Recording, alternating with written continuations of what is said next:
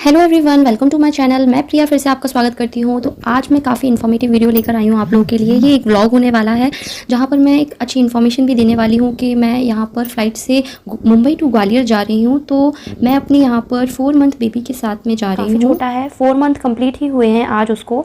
तो ट्रेन में ट्रैवल करना उसके साथ में मुझे ऐसा लगा कि मैं पता नहीं कर भी पाऊँगी कि नहीं। फीडिंग कराना बहुत प्रॉब्लम्स आती।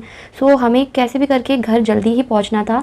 हमें ग्वालियर हमारा घर है, तो वहाँ पर हमें कैसे भी करके जल्दी पहुँचना था। सो हम लोगों ने डिसाइड किया कि क्यों ना हम फ़्लाइट से जाएँ। तो वहाँ पर आपको डिटेल में बताऊँगी कि कैसे हम लोग पहुँचे, क्या प्राइस लगी हमारी फ़्लाइट में और वहाँ पर क्या रूल्स रेगुलेशंस रहे। तो वही सब कुछ आज मैं डिटेल में आप लोगों के साथ शेयर करूँगी। तो हम लोग यहाँ से निकले थे तो सोचा तो था, लेकिन बहुत ही ज़्यादा मुश्किल हुआ। जितना हमने सोचा कि 2 घंटे में पहुँच जाएंगे, लेकिन उतना ही ज़्यादा टिपिकल हुआ हमारे लिए। क्यों? क्योंकि हम लोग जिधर रहते हैं मुंबई में, तो वहाँ से क्या है, बोट से आना, उसका 1 घंटा जाना, फिर उसके बाद टैक्सी लेना, टैक्सी से वहाँ पर पहुँचना, तो उसी में 2-3 घंटे तो वहीं पहुँचने में लग गए एयरपोर्ट पर। तो हम लोग छत्रपति शिवाजी टर्मिनल पर जा रहे हैं। तो यहाँ हमने डिसाइड किया कि हम क्यों ना ओला बुक करें, जिसकी वजह से हम डायरेक्टली वहाँ तक पहुँच सके। तो काफ़ी टाइम लगा, 2-3 घंटे लगे हमें वहाँ पहुँचने में। सामान वामान हमने रखा, ओला बुक की थी। सो हम लोग उसी से थ्रू हम लोग निकले, मरीन ड्राइव वगैरह से होते हुए, जो बांद्रा वर्ली सी लिंक होता है उधर से होते हुए हम लोग यहाँ से गए। देन हम लोग वहाँ पर पहुँचे। एंड मैं आप लोगों को प्राइस की बात बता दूं तो फ़्लाइट में वन पर्सन का 3,000 या फिर 3 से 4,000 के अप्रॉक्स तो आपका लगना ही लगना है। तो हम लोगों ने ये सोचा कि राजधानी में कितना सस्ता था भला। तो राजधानी में भी 2700 के अप्रॉक्स कुछ ना कुछ ऐसा चार्ज लगता ही है, और थोड़ा सा चार्ज और मिलाकर हम लोगों ने डिसाइड किया कि फ़्लाइट से ही जाया जाए। तो हम लोग उससे ही गए। तो हम दोनों का मिलाकर अप्रॉक्स 8,000 के ऊपर ही कुछ हो गया। और जिसमें हम अपना छोटा बेबी लेकर जा रहे थे, तो वहाँ पर हमने सोचा स्ट्रॉलर वगैरह ले जा सकते हैं, ये वो वगैरह। तो वहाँ पर ऐसा कुछ भी अलाउ नहीं था। बट ये चीज़ हमने मोबाइल पर सर्च करके चेक किया था। बट जब हम लोग वहाँ पर पहुँचे तो हमें पता चला कि वहाँ पर स्ट्रॉलर वगैरह लेकर आ रहे हैं लोग और वहीं पर जमा कर देते हैं एक्चुअल में। तो फिर वहाँ पर हम लोगों ने ये भी सोचा कि 4 मंथ बेबी, जैसे छोटा बेबी को ले जाने के लिए कुछ चीज़ें तो नहीं चाहिए होगी, तो बर्थ सर्टिफिकेट वगैरह कुछ, तो हम लोगों ने ये भी अपने उससे रख लिया कि कहीं ज़रूरत पड़ गई तो। लेकिन ऐसा कुछ भी नहीं हुआ, वहाँ पर कुछ नहीं पूछा गया बेबी से रिलेटेड। सो हम लोग बस पहुँचते गए, जाते गए। एंड वहाँ पर मैं सच बताऊँ तो मेरा तो फर्स्ट ही एक्सपीरियंस था। मेरे हस्बैंड तो काफ़ी बार बैठ चुके हैं, तो उनके लिए तो ये सब नॉर्मल ही था। बट मेरे लिए और मेरे बच्चे के लिए तो काफ़ी ही ज़्यादा, वो तो नया नया ही आया है। और मैं तो मतलब ये समझ लो कि शादी से पहले तो कभी ऐसा सोचा ही नहीं था कि फ़्लाइट में कभी बैठने को भी मिलेगा। बट वो पति की देन है कि शादी के बाद इतना घूमना होता है कि बस पूछो ही मत। तो मैं फ़्लाइट में फ़र्स्ट टाइम बैठने वाली हूँ। बहुत ज़्यादा एक्साइटेड, बहुत ज़्यादा अच्छा फ़ील हो रहा है अंदर से। तो बस बहुत ज़्यादा कि मैं बता ही नहीं सकती। तो मतलब एक तरीके से जो क्यूरियोसिटी होती है ना कि भाई क्या होगा, कैसे उड़ेगा, मतलब वहाँ से हम लोग देखेंगे। जहाँ मतलब पहले के टाइम, मतलब पहले छोटे में देखते थे टेरेस से, अपने छत से एरोप्लेन को जाते हुए, और आज खुद उस प्लेन में बैठने वाली हूँ मैं। तो वो मतलब एक्साइटमेंट लेवल कुछ बहुत ही ज़्यादा अलग ही है। तो बहुत बहुत बहुत खुशी हो रही है मुझे। तो फिर हम जा ही रहे हैं। फिर वहाँ पर मैं क्या बताऊँ आपको कि इतना अच्छा लग रहा था, क्योंकि वो इंटरनेशनल एयरपोर्ट था।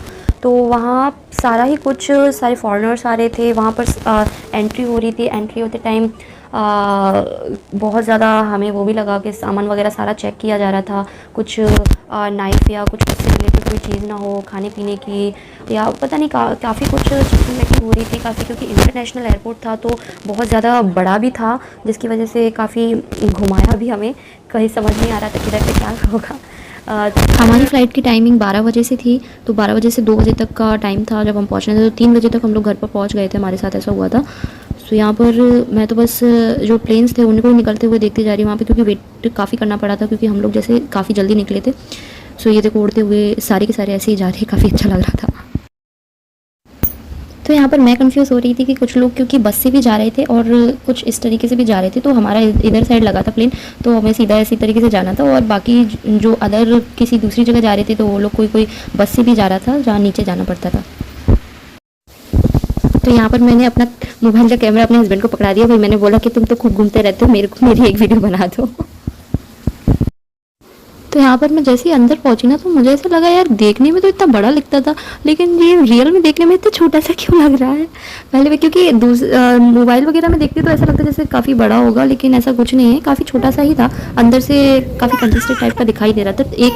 एक रो में तीन तीन सीट थी, काफ़ी थी। मैंने सोचा तो था कि यहाँ का वॉशरूम का भी देखूँ एक बार किस तरीके का वॉशरूम रहता है इसमें, लेकिन मैं नहीं जा पाई क्योंकि मेरा बेबी छोटा था, तो मेरे को उसी को संभालना था। सो यहाँ पर बस चलने की शुरुआत थी, जब प्लेन धीरे धीरे अपनी उड़ान भर रहा था, तब उस टाइम पर एयर होस्टेस ने आके मुझे ये भी बोला, क्योंकि मेरा बेबी छोटा था ना, तो उन्होंने देख लिया था, तो उन्होंने बताया कि बेबी छोटा है तो आपको कानों में थोड़ा इशू प्रॉब्लम हो सकता है, तो आप कुछ ना कुछ खाते रहिए, मतलब बच्चे को खिलाते रहिए फीड, क्योंकि मेरा बेबी तो काफ़ी छोटा था, तो उसको मैं फीडिंग कराती या फिर वो सोता, तो उसे कानों में क्या है थोड़ी आवाज़ सी या बंद हो जाती है सुनाई देना। तो मेरे साथ भी ऐसा ही हुआ था, कानों में कुछ नहीं सुनाई दे रहा था। मैं अपने हस्बैंड को पूछ रही यार, मतलब मैं उनको बोल रही हूँ, उनको भी नहीं दे रहा था, तो उन्होंने मेरे को बताया, क्योंकि वो तो काफ़ी बार बैठे हैं प्लेन में, और फिर वो तो ऑलरेडी आप जानती हो कि वो नेवी में, तो काफ़ी जाते ही रहते हैं वो तो।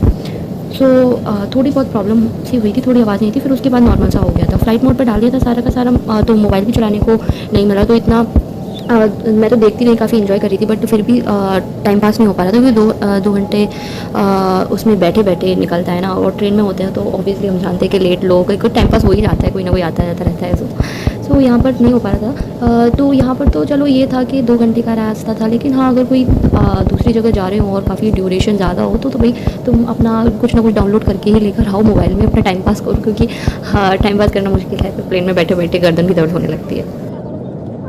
ग्वालियर पहुंच गए थे। ग्वालियर पहुंचने के बाद भी हमें कोई ऑटो या कुछ भी नहीं मिल रहा था, तो हम लोगों ने डिसाइड किया कि ओला ही की जाए वहाँ से भी, तो जल्दी पहुंच पाएँ, क्योंकि सुबह से मतलब 5 बजे से निकले हुए हैं, और फिर इतना ड्यूरेशन होना, और फिर बहुत ज़्यादा परेशान से ही हो गए थे। हालांकि फ़्लाइट से आए, लेकिन फ़्लाइट से आना भी हंसी मजाक नहीं है यार, और लगता ही है बस सोच देखने में, बट जो खुद जा रहे हैं ना, तो तब पता चलता है उस चीज़ का। तो यहाँ पर हम काफ़ी टाइम बाद ही जा रहे हैं घर पे, क्योंकि आप जैसे जानते होंगे कि मेरा बेटा भी 4 मंथ कंप्लीट ही किया है, तो किसी ने उसको देखा ही नहीं, पहली बार ही वो सबसे मिलेगा, क्योंकि यहाँ इधर साइड नेवी में हुआ था मेरा बेटा, तो कोई फैमिली मेम्बर था ही नहीं। सो अब जाके वो सभी फैमिली मेम्बर से मिलेगा 4 मंथ्स पे। सो ये हम लोग यहाँ पर आ गए, ये एयरफोर्स साइड में हम लोग यहाँ पर उतरे थे। सो फाइनली हम लोग यहाँ पर ग्वालियर पहुँच गए हैं, ओला बुक की थी। सो वीडियो पसंद आए तो लाइक ज़रूर करें।